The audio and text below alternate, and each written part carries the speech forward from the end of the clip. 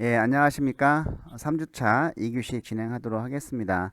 이번 시간은 주요 진로 이론 중에서 사회학습 이론과 사회인지 진로 이론에 대해서 학습하도록 하겠습니다. 자, 먼저 사회학습 이론에 대해서 학습하기로 하겠는데요. 요 클럼볼츠의 그 사회학습 이론을 학습하도록 하겠습니다. 이 클럼볼츠는 진로 선택에 영향을 주는 네 가지 요인을 강조하고 있습니다.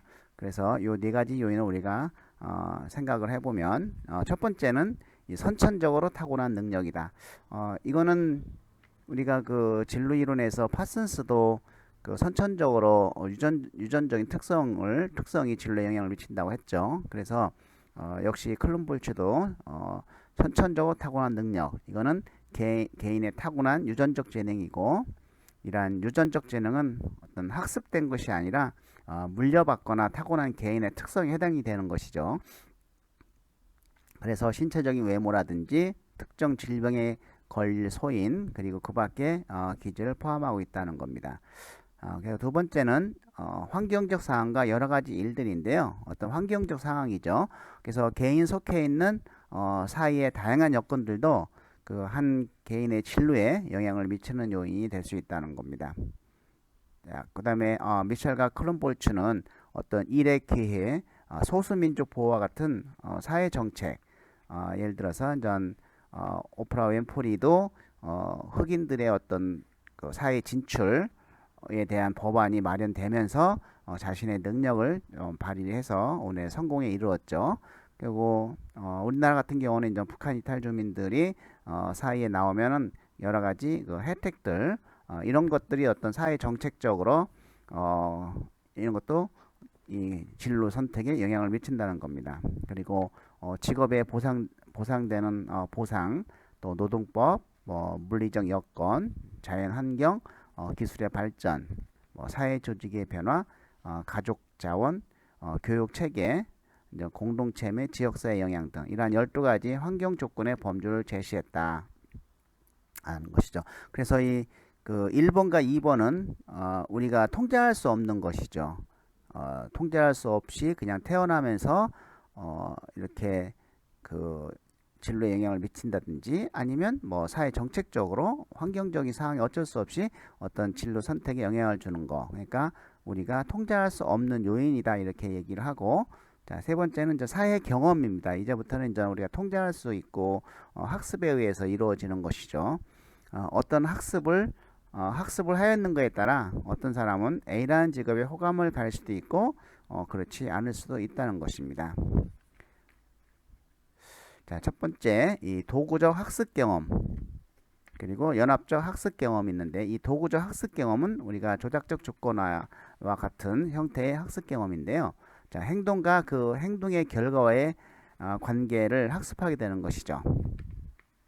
어떤 행동의 결과가 긍정적이면 그 행동은 증가할 것이라는 가정에 기초로 하는 것입니다. 이게 이제 조작적 조건의 이제는 내용들이죠. 자, 예를 들어서 수업 시간에 발표를 했는데 행동을 보였어요. 근데 선생님으로부터 말을 조리 있게 잘한다는 칭찬을 들었다고 하면 긍정적 결과죠. 그러면 나는 아나운서 같은 직업에 관심을 가질 수 있겠구나 이렇게 생각할 수가 있습니다. 또 연합적 학습 경험, 이건 고정적 조건화인데, 그 이전에는 어떤 중립적이던 자극이 긍정적 또는 부정적 자극과 함께 짝지어 경험되면서, 이런 중립적 자극이 부정적으로 된다든지 아니면 긍정적 자극의 성격을 띠게 되는 것을 말하는 것이죠. 자, 그래서 고정적 조건화의 예는 자동차는 그 옛날에는 이제 긍정적, 부정적이도 않았지만 어, 내가 자동차 사고를 경험했어요. 그렇게 되면은 자동차에 대한 굉장히 부정적인 느낌을 갖게 된다는 것이죠. 이런 사람은 자동차와 관련된 직업도 싫어하게 된다는 것이죠. 만약에 지금 세월호에서 살아남은 학생들은 배와 관련된 직업은 절대로 갖지 않을 겁니다. 상당한 부정적 느낌을 갖고 있기 때문에, 예, 이런 것이 바로 이제 고전적 조건화, 연합적 학습 경험이다라고 얘기를 하고, 또 어, 관찰이라는 것도 있습니다. 그래서 관찰이라고 하는 것은 뭐 교사나 버스 기사의 직업을 수행한 것을 보고 그러한 관찰 경험이 긍정적이라고 하면 그 직업에 대해 호감을 가질 수가 있겠죠. 반대로 부정적이라면 싫어하는 경향을 볼 수가 있겠죠. 음, 어, 그, 또 독서나 타인으로부터 어떤 이야기를 듣는 거 이런 것도 그 학습 어떤 진로 선택에 영향을 주는 요인이 될 수 있다. 조금 뭐 우스개 얘기로 내가 좋아하는 사람이 나에게 별로 관심을 갖지 않는다라고 하면 누군가로 하여금 내 얘기를 좋게끔 계속 얘기하는 사람이 필요하죠. 그러면 그 사람이 주변에 있는 사람들을 좀 공략을 해서 내 자랑을 시키는 겁니다. 그러면 주위에 있는 사람들이 A라는 사람 너무 괜찮지 않니? 정말 좋다고 하면 어, 나는 그냥 뭐 못 느꼈어도 그런 좋은 모양이구나라고 어떤 이미지가 좋아질 수가 있다는 것이죠. 어쨌든 이러한 독서를 한다든지 타인으로부터 어떤 이야기를 듣게 되면은 그것이 진로 선택에 영향을 줄 수 있다. 또 대리 경험, 뭐 타인의 행동에 대한 직접 관찰이나 뭐 영화, 텔레비전, 책 등을 통한 간접 관찰을 통해 학습하는 것이죠. 직접 관찰 또는 간접 관찰.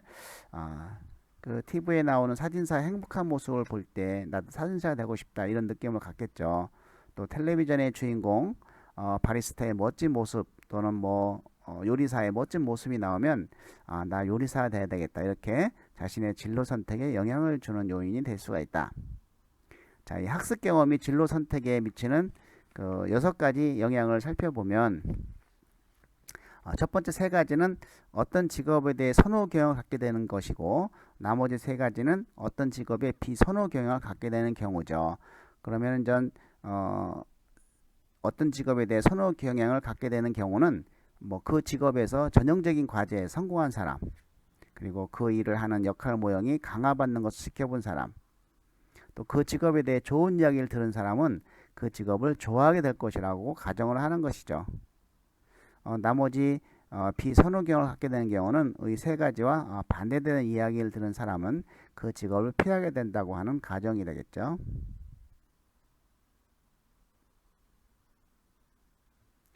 네 번째는 요 당면한 여러 가지 문제를 다루는 기술들. 요게 굉장히 그 중요한 거죠.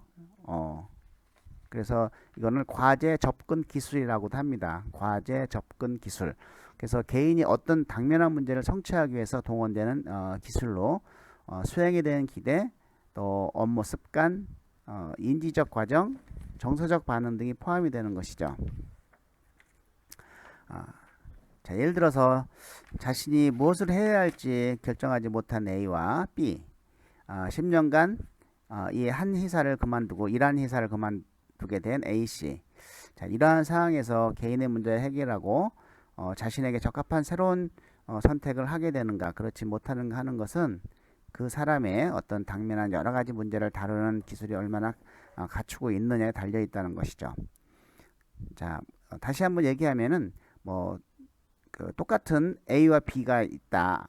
똑같은이 아니고 각각 A와 B 한 회사를 그만둔 A와 B가 있다고 가정할 경우, 자, A는 내가 무엇을 해야 될지 잘 몰라서 가만히 있는 사람이죠.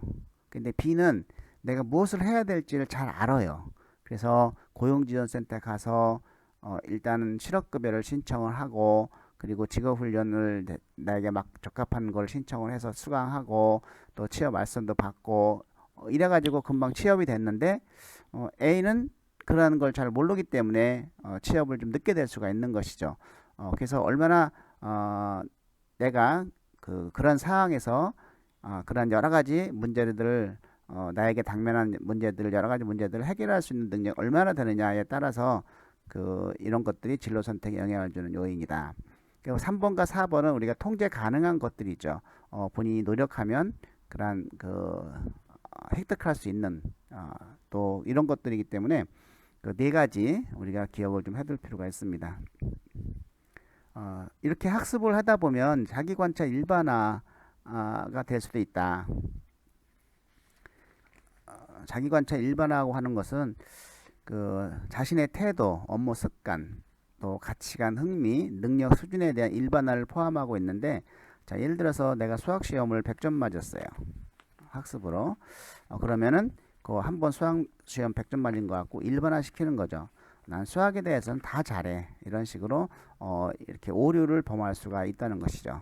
그것이 이제 일반의 오류가 되는데 그 사람은 그 제한된 경험으로부터 자신과 세상에 대한 일반에 대한 생각을 하게 되고 그 이러한 제한된 생각 중에는 어떤 진로 발달과 진로 선택을 방해하는 잘못된 생각이 있을 수 있다. 이런 것들이 이제 어떤 그 자기 관찰 일반에 대한 오류를 할 수 있다. 이 일반에 대한 오류 같은 거는 뭐 예를 들어서 그 다른 사람들이 나에게 엄청 잘해주고 있어요. 그러면 다른 모든 사람들은 나에게 잘 해줘야 된다고 하는 그런 일반에 대한 오류를 범할 수 있다는 것이죠. 하나 자기 관찰 일반화에 대한 예를 들어보면 과학 경진대회에서 상을 탄 학습 경험이죠. 여학생은 자신이 과학을 잘한다고 생각하는 거죠. 이거 일반화죠. 이러한 생각은 과학 공부를 더 열심히 하도록 만들 수 있고 또 이러한 행동을 통해 얻은 학습 경험은 다시 자신의 일반에 영향을 미치게 되는 것이죠. 또 주변 사람들로부터 존중과 사랑을 받은 경험을 하며 살아온 사람들, 그런 사람들은 믿을만하고 내가 어려울 때 다른 사람들이 도와줄 것이라는 생각을 가질 수 있다는 것이죠.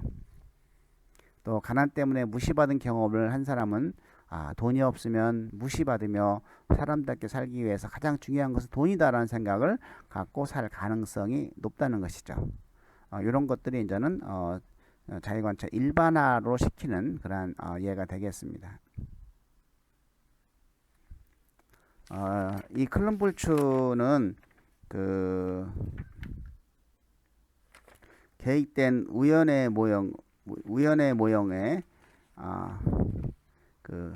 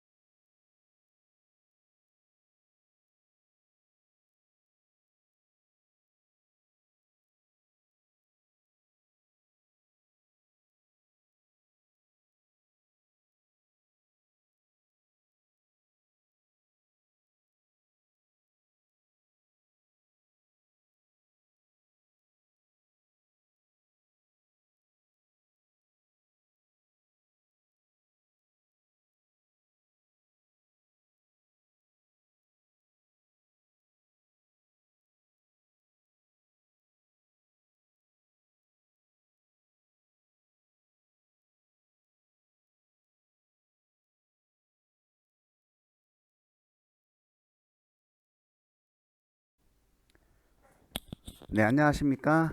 3주차 2교시 수업을 진행하도록 하겠습니다. 이번 시간은 그 진로 발달 이론 중에서 그 컬럼불츠의 사회 학습 이론의 사회 학습 이론과 그리고 사회 인지 진로 이론에 대해서 학습하도록 하겠습니다. 예, 그래서 5교시에는 이런 사회 학습 이론, 컬럼불츠의 사회 학습 이론과 사회 인지 진로 이론에 대해서 학습하도록 하겠습니다. 클럼불츠의 사회 학습 이론의 개관을 살펴보면 이 클럼불츠는 그 진로 선택에 영향을 주는 네 가지 요인이 있다고 이야기를 하고 있습니다. 그래서 이 네 가지 요인을 살펴보면 첫 번째는 선천적으로 타고난 능력을 의미하죠. 그래서 이 선천적으로 타고난 능력은 개인의 타고난 유전적 재능이고 또 이 유전적 재능은 학습된 것이 아니라고 하는 겁니다. 우리가 물려받거나 또 타고난 개인의 특성에 해당되는 것이다. 그래서 어떤 신체적인 외모나 특정 질병에 걸릴 소인 그리고 그 밖에 기질을 포함하고 있다. 두 번째는 환경적 상황과 여러 가지 일들인데요. 이런 환경적인 것이죠. 그래서 개인이 속해 있는 어떤 사이의 다양한 여건들, 한 개인의 진로에 영향을 미칠 수 요인이 된다. 자, 어떤 미첼과 클롬폴츠는 일의 기회, 그리고 이런 소수민족 보호와 같은 사회 정책, 소수민족에 관련된 사회 정책으로 보면 어느 나라든지 조금씩 있죠. 그래서 이 오프라 윈프리도 사실은 이제 흑인에 대한 일의 기회가 많이 주어지지를 못했어요. 소수민족 보호를.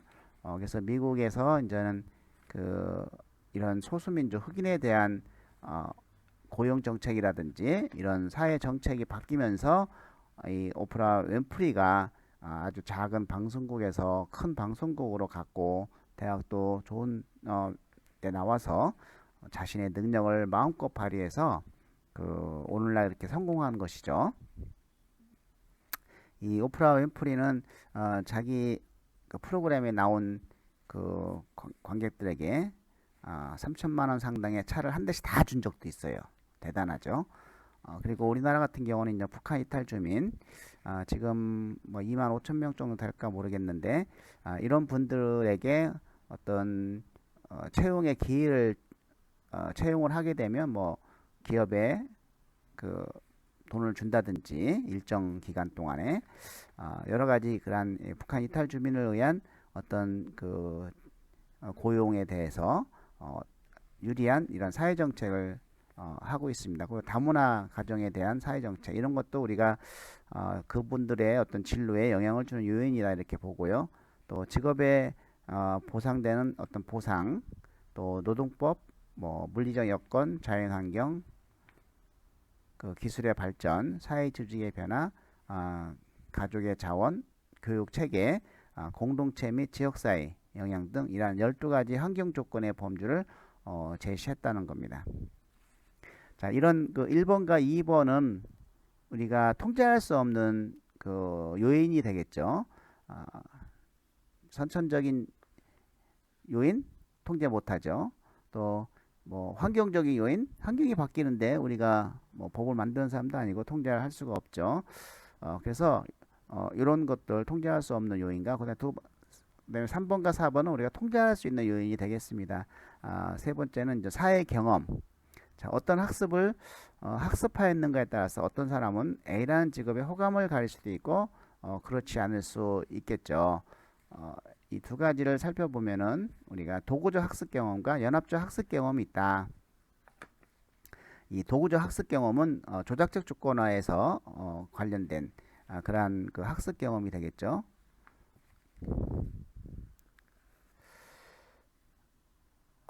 내가 어떤 행동을 했는데 그 행동의 결과와 좋았어요. 또 이 행동의 결과와의 관계를 학습하게 되는 것이죠. 자, 예를 들어서 행동의 결과가 긍정적이라고 하면 그 행동은 증가할 것이라는 가정을 기초하는 것이죠.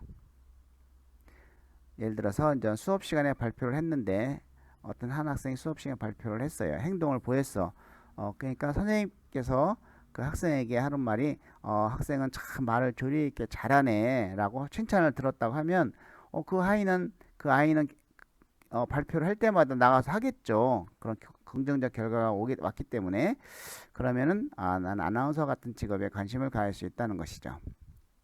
또 연합적 학습 경험은 이제 고전적 조건화와 관련된 것인데 이전에는 중립적이던 자극이 뭐 긍정적 또는 부정적 자극과 함께 짝지어 경험이 되면 이러한 중립적 자극이 부정적 또는 긍정적인 자극의 성격을 띠게 되는 것을 말하죠.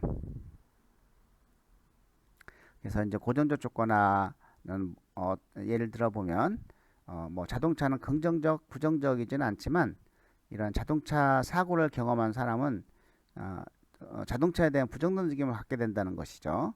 그래서 이런 사람은 자동차와 관련된 직업도 싫어하게 된다는 것입니다. 비행기 사고 나서 살아난 사람은 비행기에 관련된 직업 절대로 갖지 않고, 배 사고 난 사람은 배 직업 절대 갖지 않겠죠. 큰 사고를 경험을 하면. 이와 같이 처음에는 중립적이었다가 경험을 통해서 긍정적 경험을 하면 좋아지고, 부정적 경험을 하면 싫어지는, 이런 것도 이제 진로 선택에 영향을 준다라는 것입니다. 또 관찰. 내가 교사를 가리키는 걸 계속 관찰해 왔고, 버스 기사의 직업을 이렇게 관찰해 왔는데 너무 멋있게 보이는 거야.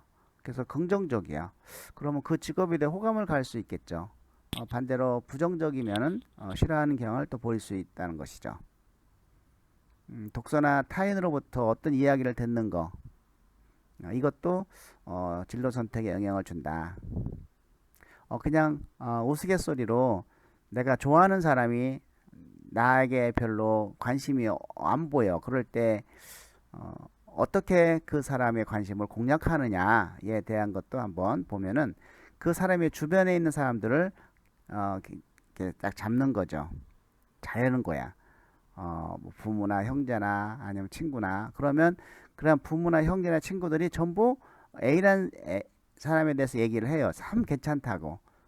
그러면 진짜 괜찮은 모양이다, 이렇게 자기가 어떤 결혼 배우자를 선택하는 데 영향을 줄 수가 있겠죠. 뭐 그런 거와 비슷한 얘기 라고 한번 생각해서 이야기했습니다. 자, 대리 경험. 타인의 행동에 대한 직접 관찰이나 어떤 영화, 텔레비전, 책 등을 통한 이런 간접 관찰 활동이 학습하는 것인데요. 요즘 뭐 TV에서 어떤 요리사가 정말 멋있게 나오죠. 그럼 요리사가 되고 싶은 생각이 들 거예요. 또 행복한 모습의 사진사를 보면 사진사가 되고 싶고, 또 바리스타의 멋진 모습을 보면 바리스타가 되고 싶어 하는 것이죠. 이런 것들이 이제 대리 경험으로 진로 선택에 영향을 준다. 자, 그리고 이제 학습 경험이 진로 선호에 미치는 6가지 영향이 있습니다. 진로 선호에 미치는 6가지 영향.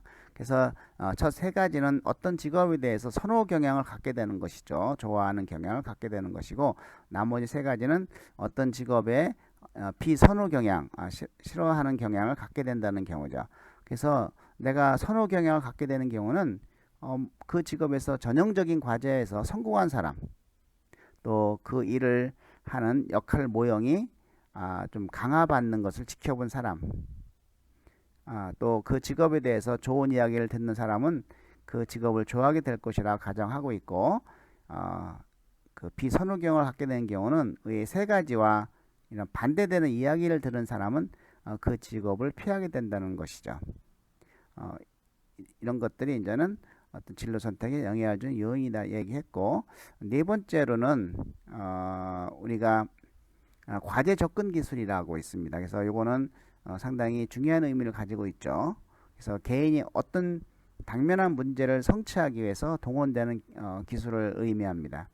그래서 수행에 대한 기대, 또 업무 습관, 인지적인 과정, 정서적인 반응 등이 포함이 되는데, 똑같은 A가 B가 한 회사에서 그 회사가 어려워서 A, B가 구조조정 당했어요. 2명이.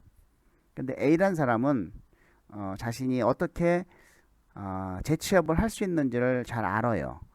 그래서 바로 고용지원대 가서 그 실업급여 신청을 하고, 그리고 내가 어떤 직업 능력을 판단해서 기존에 있는 직장을 안 가려고 하면은 뭐 직업훈련을 찾아서 직업훈련을 다니면서 실업급여를 타다가 취업 알선을 통해서 뭐 취업이 되는.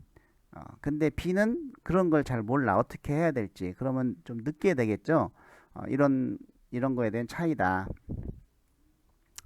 또 예를 들면 고등학교 3학년 A양은 자신의 수업 노트를 가지고 공부를 했어요. 고등학교 때는. 그래서 성적이 좋았어. 근데 비록 고등학교 때는 그녀가 좋은 성적을 받았는데 대학에서는 이런 방법이 실패하게 되었어요. 그렇다고 하면 어떻게 해야 돼? 그녀는 이 노트 기록 습관과 학습 습관을 수정해야 되겠죠. 수정하게 될지도 모르겠죠. 그래서 이런 것들이 우리가 이제 과제 접근 기술이다라고 보시면 됩니다. 그래서 우리가 이제 그 콜럼부츠의 진로 선택에 영향을 주는 요인 중에서 1과 2는 환경적 요인, 통제할 수 없는 거, 우리가 상담을 통해 변화시키는 것은 불가능하다는 것이고, 2와 3은 심리적 요인이죠. 개인의 생각과 감정과 행동을 결정하게 되는데, 이 상담자는 이러한 요인을 이해하고 변화시키도록 도와주면 됩니다. 자, 여기서 이제 우리가 자기관찰 일반화하고 세계관 일반화라는 것이 있는데, 이 자기관찰 일반화는 어떤 자신의 태도, 업무 습관, 가치관, 흥미, 능력 수준에 대한 일반화를 포함하고 있다는 겁니다. 내가 그 과학 시험을 100점 맞고 잘 봤어. 그러면 내가 과학을 더 열심히 공부하게 되겠고, 그러면 또다시 과학 시험이 잘 보고, 그러다 보면은 나는 과학을 굉장히 잘하는구나라고 하는 일반화가 형성이 될 수 있다는 것이죠. 또 세계관 일반화는 어릴 적 차별받은 경험이 있는 사람은 어떤 상황이라도 차별을 받을 거라고 생각을 하는 것이죠. 이제 이런 것들이 이제는 오류로 갈 수가 있는 것이죠. 그것을 우리는 일반화에 대한 오류, 세계관에 대한 일반화에 대한 오류라고 보는 것이죠. 그래서 사람은 어떤 제한된 경험으로부터 자신과 세상에 대해 일반화된 생각을 하게 되는 것이죠. 극히 제한된 경험으로 전체를 일반화를 시키는 겁니다. 이러한 제한된 생각 중에는 이런 진로 발달과 진로 선택을 방해하는 잘못된 생각이 있을 수 있다. 그래서 이러한 일반에 대한 오류는 자신의 진로 선택을 하는 데 있어서 좀 방해를 받을 수 있다는 겁니다. 자, 자기관찰 1번의 예를 다시 한번 보면 과학 경진대회에서 상을 탄 여학생은 자신이 과학을 잘한다고 생각한다. 이게 일반화죠. 이러한 생각은 과학 공부를 더 열심히 하도록 만들고, 이러한 행동을 통해 얻은 학습 경험은 다시 자신에 대한 일반에 영향을 미치게 되는 것이죠. 또 주변 사람들로부터 이 존중과 사랑을 받은 경험을 하며 살아온 사람은 그 사람들은 믿을만하고 내가 어려울 때 다른 사람들이 도와줄 것이라는 생각을 가질 수 있는 것이죠. 또한 가난 때문에 무시받는 경험을 한 사람은 돈이 없으면 사람은 무시받아. 또 사람답게 살기 위해서 가장 중요한 것은 돈이야. 이런 생각을 갖고 살 가능성이 높은 것이죠. 이 클론불츠는 또 이 계획된 우연이라고 플랜드 해프스텐스 이 계획된 우연은 제가 굉장히 좋아하는 겁니다. 제 삶도 어떻게 보면 이 계획된 우연에 의해서 만들어진 것이다 라고 볼 수가 있습니다. 삶에서 나타나게 되는 다양한 우연적인 사건을 주목하라는 겁니다. 여러분 삶에도 나타나는 우연적 사건들이 굉장히 많은데, 어떤 사람은 그런 우연적 사건에 대한 하나하나 관심을 갖고 도전하고 경험을 해서 나에게 좋은 영향을 미치는 것은 받아들이고 아닌 것은 안 받아들이고, 이런 끊임없이 그렇게 도전하는 학생이 있는가 반면에 자기가 관심 이외의 것은 아예 그냥 듣지도 않는 주목하지도 않는 것이죠. 그러면 이런 계획된 우연의 진로는 오기가 어렵다는 겁니다. 자, 그래서 우리는 이런 삶에서 나타나는 다양한 우연적인 사건을 주목하라고 하면서 한 사람의 진로 발달 과정에서 예기치 않은 사건이 일어날 수밖에 없고, 이러한 사건은 그 사람의 진로에 긍정적 또는 부정적으로 작용하게 된다는 것이죠. 그런데 사람의 노력 여하에 따라 이러한 예기치 않은 사건들이 진로에 긍정적 또는 부정적으로 작용할 수 있겠죠. 그런데 그것이 이렇게 긍정적으로 작용하는 경우를 가는 계획된 우연이라고 한다는 것이죠. 저는 제가 하는 사업이 다 잘못돼서 39살에 우연히 노동부에서 막 광고하는 그러한 직업 상담사 자격증을 취득을 했습니다. 그리고 나서 바로 노동부의 사람을 뽑길래 노동부에 들어갔습니다. 노동부에서 직업훈련을 받고 있는데 우연히 모 교수가 진로 직업상담 전공이 대학원에 있다는 겁니다. 그래서 대학원에 진로 및 직업 상담에 2년 만에 들어갔습니다. 그리고 공부하고 이렇게 제가 어떤 교수를 목적으로 제가 공부한 것이 아니고 저는 우연히 나에게 오는 그런 기회들을 제가 선택을 하고 도전했던 것이죠. 호기심을 갖고 도전했던 것이고 그런 믿음을 갖고 근데 그렇게 현장에서의 어떤 경험과 대학원에서의 어떤 지식들 석박사를 통해서 어떤 지식이 현장과 어떤 이론이 겸비된 어떤 능력을 갖추다 보니까 이렇게 대학도 이렇게 올 수가 있었다. 내가 원하는 것은 아니었지만은 그 준비된 이런 계획된 우연을 통해서 내 진로에 긍정적인 영향을 미쳤다라고 하는 겁니다. 그 앞으로는 이런 계획된 우연에 의해서 만들어진 진로가 훨씬 더 창의적이고 긍정적인 영향을 미칠 수 있으니까 여러분들도 이런 계획된 우연을 한번 잘 생각해 보시기 바랍니다. 그래서 우연하게 일어나는 다양한 일들을 자신의 진로에 적극적으로 유리하게 만들어가는 능력입니다. 근데 이러한 능력은 저절로 되는 것이 아니에요. 내가 교육하고 가르칠 때 갖춰질 수 있는 것이죠. 그래서 중요한 것은 사소한 것이라도 호기심을 갖자. 그리고 지금 당장 이루어지지 않더라도 인내심을 갖고 좀 더 받아들일 수 있는 융통성을 갖고 또 부정이 아니고 낙관성을 가지며 위험을 감수해서 도전하고 계속 끊임없이 살면 여러분들에게 발생되는 것들이 어떻게 보면은 자기 진로 발달에 영향을 미칠 수 있다. 긍정적으로 이런 것을 계획된 우연 모형이라고 합니다.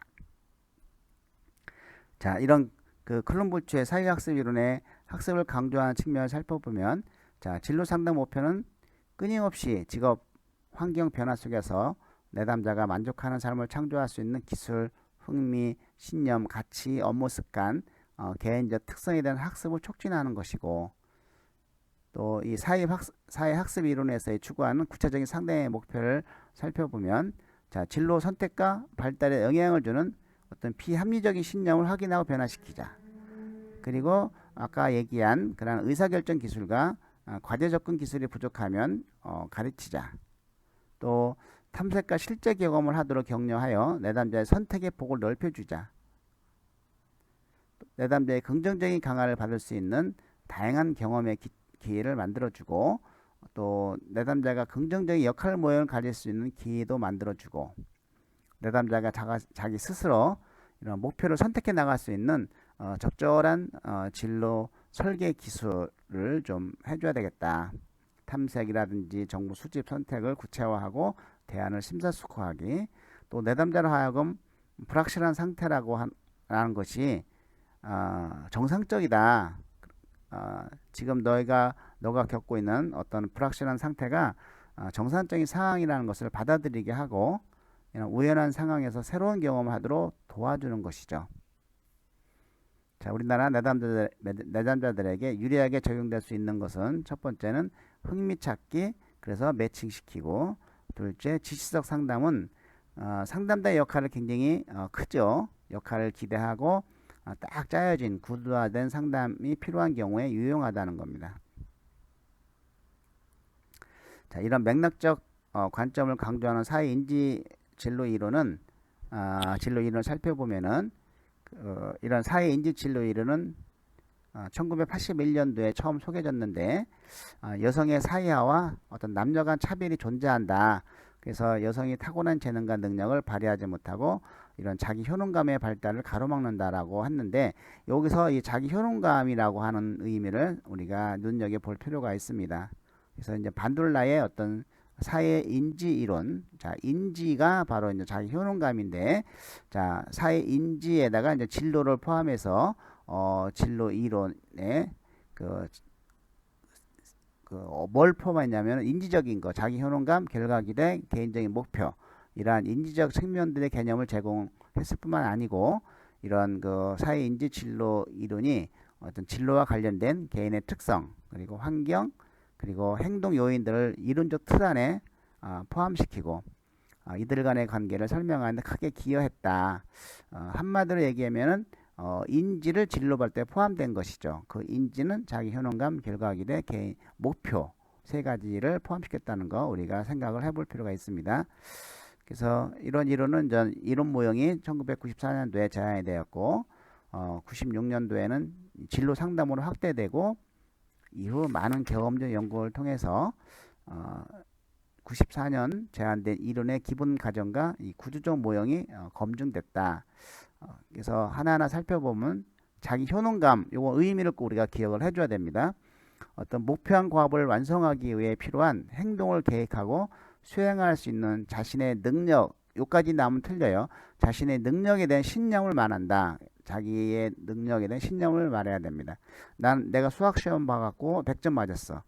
난 수학시험에 대한 능력이 있어. 이거는 자기 효능감이 아니고 나는 수학시험을 100점 맞는 나의 능력을 믿어. 이렇게 얘기를 하면 이거는 자기 효능감이 있는 것이죠. 그래서 개인의 과거 수행 성취, 대리 학습, 사회적 설득, 특정 영역에서 생리적, 정서적 경험이 자기 효능감으로 발전돼서 행동을 실행에 옮긴다. 자, 예를 들어서 지금까지 수학 성적이 우수하고 그것이 자신의 어떤 재능 때문이라고 믿는 학생의 경우 이런 수학 경시대회에 나가 우수한 성적을 낼 가능성이 높지만 수학 성적이 우수하면서도 수학에 대한 재능이 있다고 생각하지 않은 학생의 경우, 즉 자기 효능감이 없는 경우죠. 적은 경우도요. 수학 경시대회 자체를 참여하지 않을 수 있다는 것이죠. 이와 같이 자기 능력에 대한 신념이 자기 효능감이다. 자, 결과 기대는 특정한 과업을 수행했을 때 자신의 주변의 일에 대한 평가를 말하는 것이죠. 내가 이걸 했을 때 이러이러한 일이 발생될 거야 라는 성과적인 측면.